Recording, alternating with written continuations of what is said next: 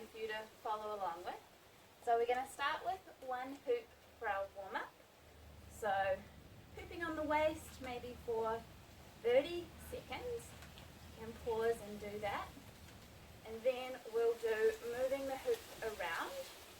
So I would say 5 times down to the knee and bringing it up again and up to the chest. And I like to use this arm position for my splits. So I'm practicing that arm position now and imagining I've got lots of hoops going as part of my warm-up back to the waist. So you can do that 5 times. While you do that, I'll talk over some points for you. So when I'm splitting, I'm trying to keep my legs together, nice and straight. You'll notice I do this a bit, so I try to minimize that as much as possible, but I need to do it a little bit. I'm still working on that. And the movement through my body is kind of like this when I do my split. So just imagine that we're trying to minimize, make the movement really smooth, nice tidy arms. So when we're doing our easy drills like one hoop, that's the perfect time to practice your amazing posture. And then when we're doing the trickier things, maybe let that go a little bit, but keep working on it to ultimately achieve our goal of a beautiful 4 split. So for this tutorial, I'm assuming that the 3 split is going pretty well. So hopefully you can do something like this. Just split those hoops there. So I get my hoops in position and then do a nice little circle, trying to flatten them as much as possible, and maybe if it's a good day I can recollect them at the end. Whoa! So the recollect doesn't always work out for me, but I just think, hey, why not try each time I do a split. So continuing on with our warm-ups towards our 4 hoop split. Bex in Motion, I met her at Napier Juggling Festival. She taught me this drill. Start all your hoops, try not to let them split. Oh, my top one's being naughty, I'm going to try to join it back. If it goes really wrong, I would say just start again. And then we're going to try to drop just one little hoop to the knees, hold for as long as possible. So I'm not going to put you guys through that, I'm just going to drop my hoop. Cool. And now I'm going to do it again. Drop just one hoop. Anytime now. There we go. Just one hoop. Keep it on the knees for as long as possible. And it will probably fall down at some point. So now I have 2 hoops. And I'm going to do the waist knee split. So dropping my last hoop down to the knees for me, it feels like my hip bone pushes in between and then one hoop under starts to slow, and then I just relax, let it drop and try to maintain the waist hoop. And you can see my hoop went to my mid-thigh. I quite like to catch it there, and it can stay there, I don't mind, or it's got space to travel down to my knee. So this here, the knee waist, is your main skill that you need to master for your 4 split if you already got waist, chest, hand. So at first for me when I learnt this, my waist would be really quite slow and my knees will be really, really fast. But if you're achieving it, that's great. You just want to work on getting them a little bit closer in speed, and obviously trying to have them nice and flat. Honestly, this took me a really long time, maybe a year.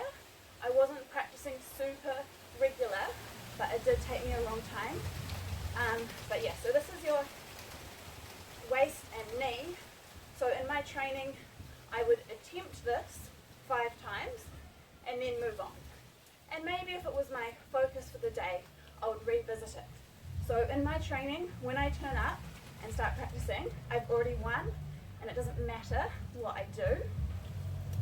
And with my drills that I do for my warm-up and stuff I'm working on, usually I attempt 5 times, then I move on.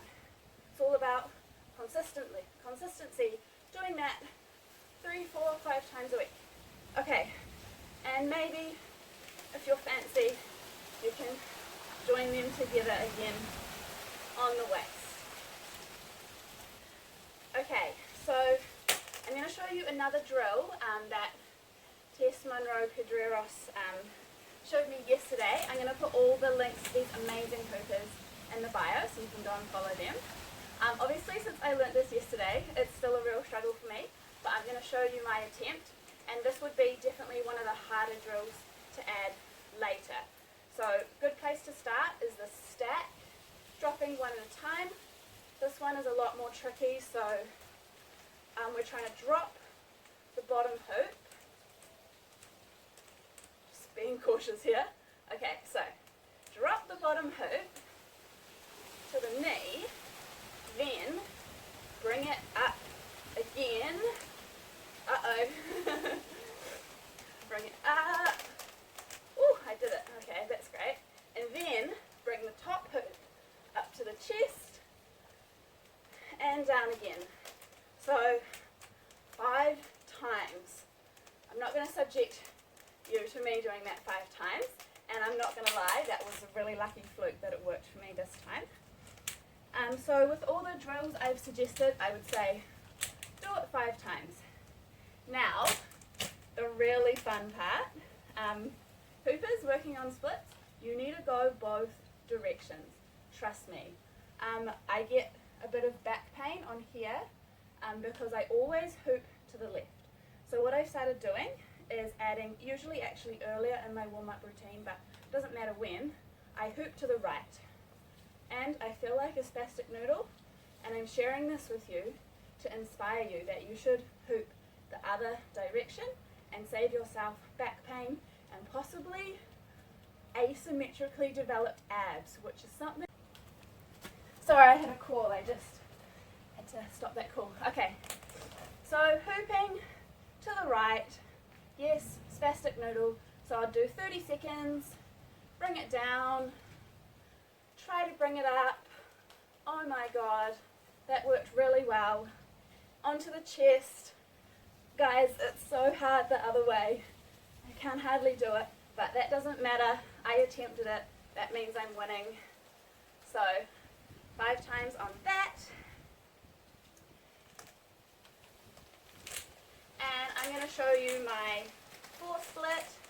Sometimes when I'm training heaps, I would start with 1 separated and bring it straight up and then proceed with my split, just because it does take a lot of time and energy bringing that 1 hoop up. But in a performance, I would often like to do it that way. Not always, sometimes I lift for a performance, but if I was performing for other hoopers and jugglers, then I would want to I would want to raise. So I like to do my hand hoop first, then my knee hoop, then splitting these 2 on my body, trying to get them nice and flat.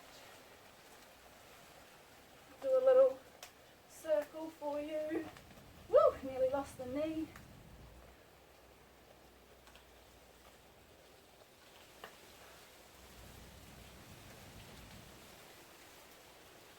And for the regather, definitely just forget everything else except bringing that knee hoop up.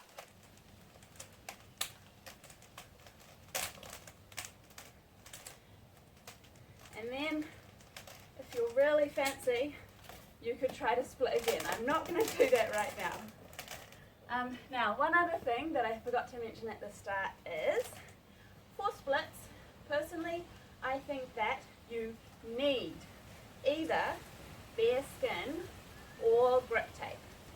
I have Hoopology 3M grip tape on the inner edge of my hoop. I really like this because I can hula hoop in leggings, covering my midriff, anything.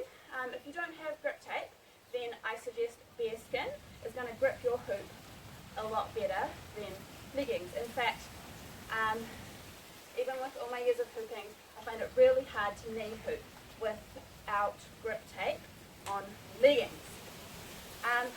Okay, so I hope that was helpful.